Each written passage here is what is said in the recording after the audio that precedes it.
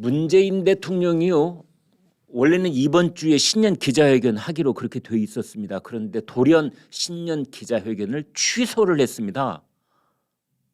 그래서 이유가 뭔가 했더니 중동을 세 나라를 다녀왔지 않습니까? 아랍에미리트, 사우디아라비아, 이집트. 그래서 그 혹시 오미크론이 어떻게 뭐 될까봐 이제 스스로 격리를 하는 겁니다. 대통령은 사실은 이 격리 면제자입니다. 그런데도 본인은 이제 재택근무하겠다. 뭐 거기서 거기지요. 청와대는 뭐 청와대 집무실도 있고 거기 잠자는 곳도 있으니까 재택근무라고 해야 되나. 아무튼 재택근무하겠다. 이제 그래서 오늘까지 대통령 모습 전혀 안 보이고 있고 침묵 속에 지금 대통령은 어디로 안 보이는 곳에 가 있습니다. 원래 주 초가 되면은 수석 보좌관 회의도 있지요. 김부겸 국무총리하고 또 주례 회동을 해야 되지요. 특히 요즘같이 이 코로나19 때문에 나라가 들썩들썩하고 곧 1만 명 찍을지 모른다. 이런 때 그런 방역 사령탑 역할을 하고 있는 김부겸 총리하고 주례 회동 해야 되지 않겠습니까? 근데 그것도 취소, 수보 회의도 취소, 신년 기자회견도 취소. 사실은 신년 기자회견을 취소하고 싶은데 그것만 콕 집어서 신년 기자회견을 취소하면은 국민들이 원성을 살까봐 이제 이렇게 물타기를 하는 겁니다. 신년 기자회견도 취소, 뭐 국무총리하고 주례 회동도 취소, 수석 보좌관 회의도 취소, 다 취소. 그런데 거기에 포인트는 신년 기자회견을 취소하는 것이다.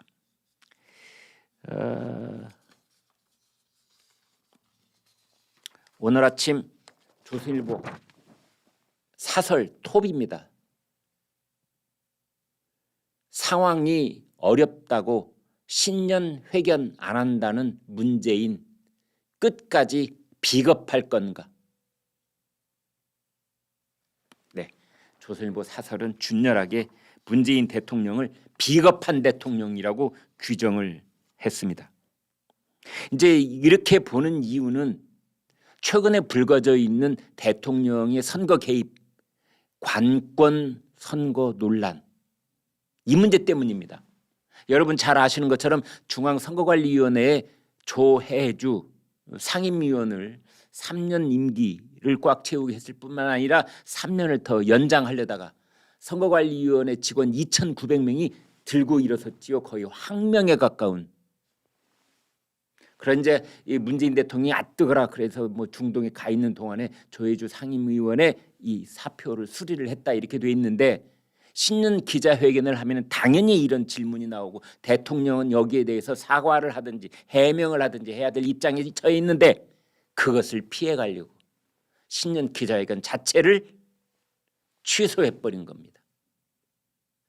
북한에 시리즈로 엮어내고 있는 미사일 도발이라든지 뭐 핵실험 재개, 그다음에 ICBM 뭐 다시 쏠 수 있다 이런 것에 대한 이 문재인 대통령의 생각, 종전선언 아직도 그 노래를 계속 부르고 싶은 것인지 아니면 그 노래 이제 그만 부르겠다는 것인지에 대한 국민에 대한 해명, 지금 물어볼 게 한두 가지가 아니고 국가적으로 코로나 오미크론은 도대체 어떻게 될 것인지 대통령은 어떤 방역 대책을 세우고 있는 것인지 궁금한 게 한두 가지가 아닌데, 그리고 다가오는 대통령 선거에 문재인 정부는 어떻게 철저한 중립을 지킬 것인지 아무 말을 하기 싫다는 식으로 신년 회견을 취소해버렸습니다. 아니 이번 주 아니면은 다음 주도 할 수 있는 거 아닙니까? 그러나 그냥 취소. 여기에 대해서 조선일보는 비겁한 대통령 이렇게 말했습니다. 박명호 동국대 교수가 이렇게 말했습니다. 선거관리위원회의 집단 행동은 문재인 정부 기간 동안 쌓여온 정치 중립에 대한 우려가 조혜주 사태로 폭발한 것이다. 특히 여당 후보가 당선될 경우 야당의 선거 불복의 여지를 문 대통령이 자초했다는 점에서 치명적인 부담이 될 가능성이 크다. 그렇게 말했고, 권영세 국민의힘 선거대책본부장은 이렇게 말했습니다. 전해철 행안부 장관은 이재명 후보의 전국민 재난지원금 공약을 뒷받침하며 금권 선거에 앞장서고 있고, 박범계 법무부 장관은 편향적 검찰 수사로 공안 선거를 지휘한다. 문재인 대통령은 선거관리위원회에서 일어난 사상 초유의 집단 행동이 의미하는 바를 엄중하게 받아들여 새로운 내각을 즉각 구성하라. 일단 법무부 장관, 행안부 장관 경질하라. 이렇게 둔열하게 요구를 했습니다.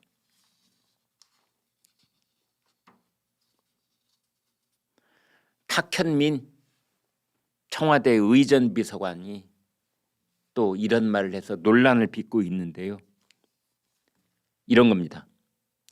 야당의 외교 전문가들이라는 자들처럼 청와대에 있는 비서가 말이죠.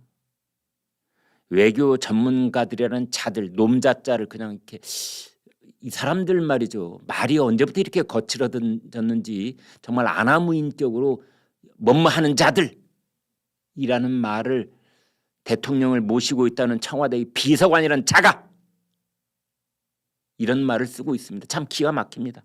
야당의 외교 전문가들이라는 자들처럼 국민의힘에서 이 외교 문제로 이렇게 자문도 하는, 그다음에 이제 그 윤석열 후보의 외교 정책에 대해서 이렇게 저렇게 뭐 구상을 같이 얘기를 했던 그런 외교 전문가들을 이런 자들이라고 탁현민이가 얘기하고 있습니다. 야당의 외교 전문가들이라는 자들처럼 팔자 좋던 시절에 순방을 다니면서 무난하게 공식 일정이나 하고 남는 시간에 놀러 다니고 그러는 순방이 아니다. 그러니까 문재인 대통령과 김정숙 부부가 왜 중동 지역에 가서 뭐 이게 국내적으로 어마어마한 사건들이 여기 산적해 있는데 그렇게 한가하게 외유나 하는 것이냐, 이제 이런 지적을 하자 여기에 발끈한 탁현민이가 이렇게 얘기하는 겁니다. 야당의 외교 전문가들이라는 자들처럼.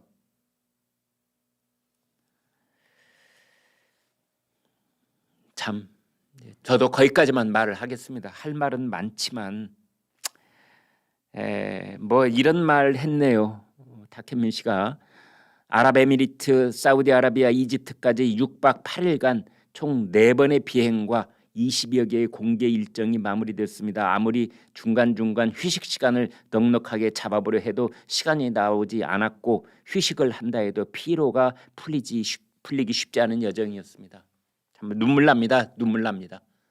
옆에서 대통령 모시기에 안타까웠던 모양이지요. 그 충성심이 대통령을 좀 충분히 쉬게 해드리고 싶은데 쉰 시간이 나타나지 않았다. 그리고 또 이런 얘기를 합니다. 탁현민, 이런 게 공개가 돼도 좋은 건지 고개를 갸웃하게 하는 건데 사전 답사를 갔답니다.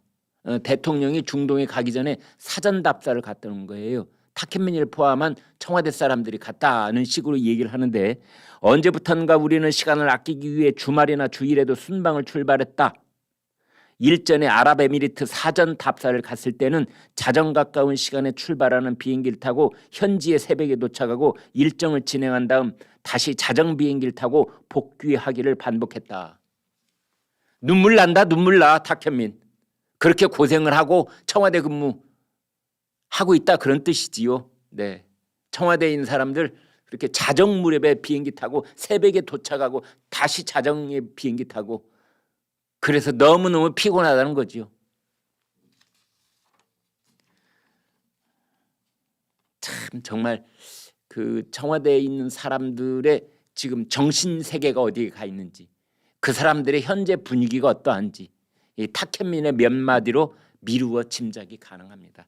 참 혀를 차지 않을 수 없는 그런 정신 세계가 아닌가, 그런 생각이 듭니다.